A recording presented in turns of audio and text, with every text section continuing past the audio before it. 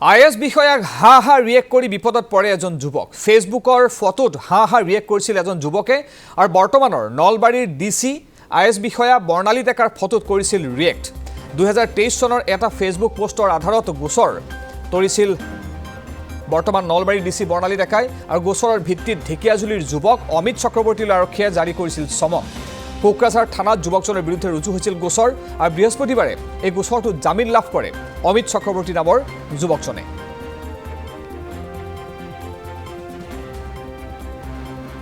আমি পুনৰ জনাইছো বৰ্তমান নলবাৰীৰ ডিসি বৰ্ণালী ডেকাৰ ফেচবুকৰ এখন ফটোৰ এটা কমেণ্টত হা ৰিয়েক্ট কৰি বিপদত পৰিছিল ঢেকিয়াজুলিৰ এজন যুৱক। যুৱকজনৰ বিৰুদ্ধে থানাত গোচৰ ৰুজু কৰিছিল কোকৰাঝাৰ থানাত আৰু থানাৰ পৰা যুৱকজনক গ্ৰেপ্তাৰী পৰোৱানা জাৰি কৰিছিল আৰক্ষীয়ে। কিন্তু আজি যুৱকজনে কোকৰাঝাৰত আদালতত তেওঁ জামিন লাভ কৰে। যুৱকজন ঢেকিয়াজুলিৰ অমিত চক্ৰৱৰ্তী।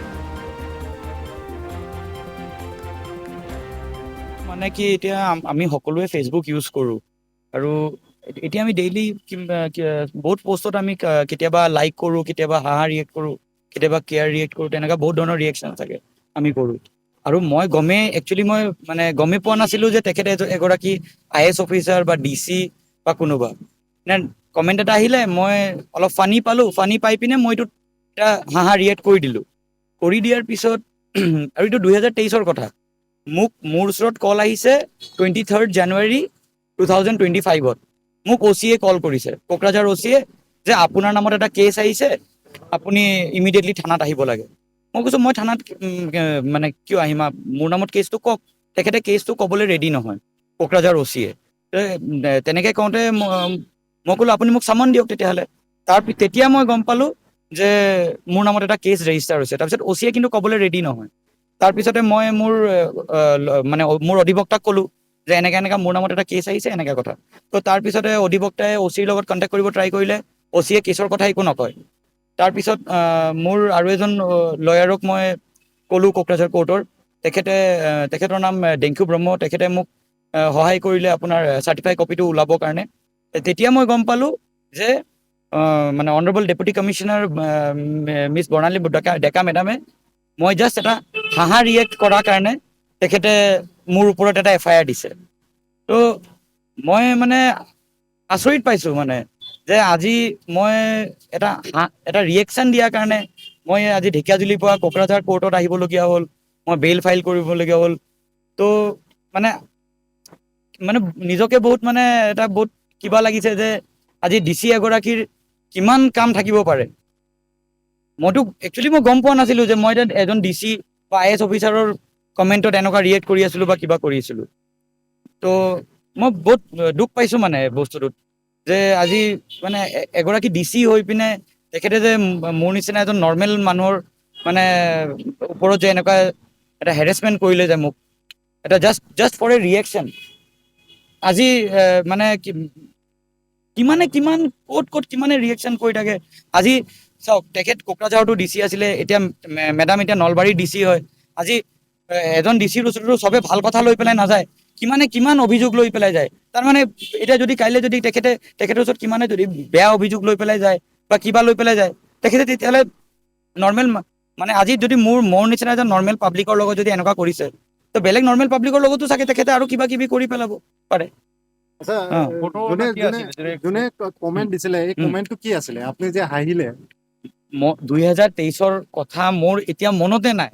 এতিয়া দাদা আপুনিও চাগে ফেচবুক কৰে, আপোনালোকে চবে চাগে ফেচবুকত 2023 আপুনিও কিমান জেগাত কমেণ্ট কৰিছে, কিমান জেগাত লাইক কৰিছে, আপোনাৰো চাগে মনত নাই, মোৰো মনত নাই। মই জাষ্ট ইমানটো FIR চাই পেলাই মই গম পালোঁ যে মই এটা ৰিয়েক্ট কৰিছিলোঁ। এইটোৰ পৰাই মানে মোৰ নামত কেছ দিছে। হা মানে মোৰ অধিবক্তাই কোৱা মতে মিষ্টাৰ নৰেশ বৰুৱাৰ নাম মানে মানুহ এজনৰ কমেণ্টত বোলে মই ৰিয়েক্ট কৰিছোঁ। মই একো মনত নাই। 2023 কথা, 2023 যদি কেছটো হ'লে হয় তেতিয়াহ'লে বেলেগ কথা। 2023 আৰু মই কমেণ্ট কৰাই নাই, কমেণ্টটো মই কৰা নাই। মই জাষ্ট বেলেগ এজনৰ কমেণ্টত মই ইমজি এটা দিছোঁ, আৰু ইমজিও মই দিয়া নাই। মই জাষ্ট কমেণ্টটোত এই যে লাইক অপশ্যনত যে এটা আপোনাৰ আজিকালি যে ওলাই যে হাঁহা ৰিয়েক্ট, সেইটোৱে কৰিছোঁ। তাৰমানে হাঁহাৰ কাৰণে আপুনি মই হাঁহাৰ কাৰণে আজি মই দৌৰিব লগা হ'ল। কোৰ্টত দৌৰিব লগা হ'ল। মই আজি হাঁহিছো কাৰণে মই আজি ইমানখিনি হেৰেছমেণ্ট পালো, তাকো এজন নৰ্মেল মানুহৰ পৰা নহয়, এজন ডিচিৰ পৰা, উই যে IAS অফিচাৰ, মানে ইমান ডাঙৰ মানুহৰ পৰা। হাঁহায়ে অপৰাধ হ'ল আপোনাৰ। মোৰ হাঁহাটোৱে আজি ডেটত মোৰ কাৰণে এটা অপৰাধ হ'ল। আৰু আজি বেল এটা ফাইল কৰা হৈছিলে কোকৰাঝাৰ CGM কোৰ্টত। FIR-টো দিছিলে IAS বৰ্ণালী ডেকাই 2023 আৰু আজি বেল ফাইল কৰা হৈছিলে অমিত চক্ৰৱৰ্তীৰ ফালৰ পৰা। ফাইল কৰিছিলে বাই এন এডভকেট ৰোজ ভৰালী, বিৰু সাহা আৰু ডাইনা দুৱাৰা। তেওঁৰ এলিগেশ্যনখিনি আছিলে অমিত চক্ৰৱৰ্তীয়ে বৰ্ণালী ডেকাৰ এটা পোষ্টত কোনোবাই কমেণ্ট কৰিছিলে, সেই পোষ্টৰ কমেণ্টত তেওঁ এটা ৰিয়েকশ্যন দিছিলে হাঁহাৰ।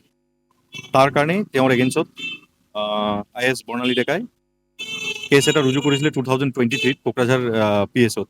কেছ নম্বৰ আছিলে 153 কোকৰাঝাৰ PS আৰু under section IPC 120B 354D 1-2 500 509 আৰু IT Act 66।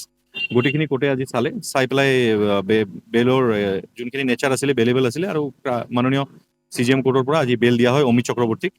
আৰু এইখিনি আছিলে আৰু ফেচবুকত কমেণ্ট লৈ পেলাই এইখিনি কেছ কৰা গৈছিলে তেওঁৰ ফালৰ পৰা। দিয়া হৈছিলে আপোনাৰ 24/4/2023। তাত কমেণ্ট কোনোবা নৰেশ বৰুৱা নামৰ মানুহে কোনোবাই কমেণ্ট দিছিলে, তাত অমিত চক্ৰৱৰ্তীয়ে খালি হাঁহাৰ এটা ৰিয়েকশ্যন দিছিলে ফেচবুকত, সামাজিক মাধ্যমত, আৰু তাকে লৈ পেলাই তেওঁ FIR ৰুজু কৰে আৰু সেই কেছৰ আজি আমি বেল ফাইল কৰিছোঁ। যিহেতু কোকৰাঝাৰ পুলিচে তেওঁক বিচাৰি আছিলে অমিত চক্ৰৱৰ্তীক আজি 2 বছৰ পিছত, আৰু সেইকাৰণে আমি কোৰ্টত আমি বেল ফাইল কৰি পেলাই আজি কোৰ্টে বেল দিয়ে আৰু চাৰ্টেন কণ্ডিশ্যন দিয়া হয় আৰু তাকে